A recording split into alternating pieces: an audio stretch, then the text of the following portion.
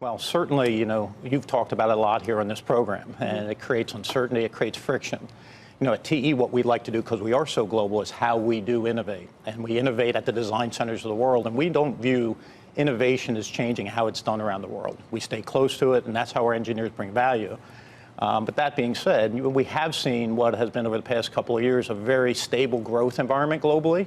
And even when we guided here about a month ago, we did see some moderation in growth. We did see some changes, and certainly I think tariffs and some of the trade rhetoric are part of it. But certainly we saw that geographic slowness occur both in Europe as well in Asia. And I think that's what we're all watching.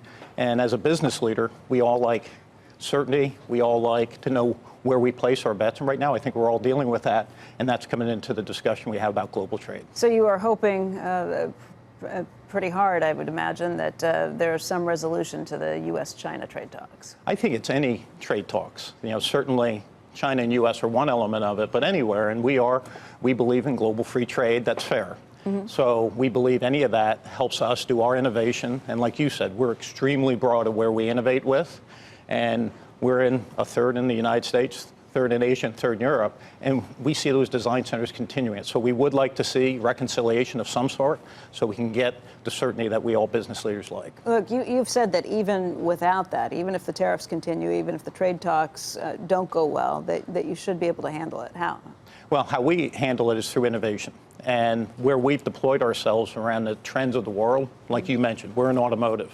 What's happening in electric vehicles and what's happening in the connected car or the autonomous vehicle, that's not going to slow down.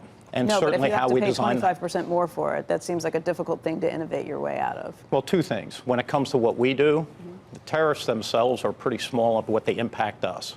Certainly, to your point, how that inflation goes back onto the consumer, that would be difficult. What we've done to make sure we don't get that much exposed to the tariffs is we have designers that are around the design centers of the world. Also, we manufacture very locally. So if we're dealing with a customer that's in Asia or a customer in Europe, our supply chain, we very much over the past 10 years balanced it in.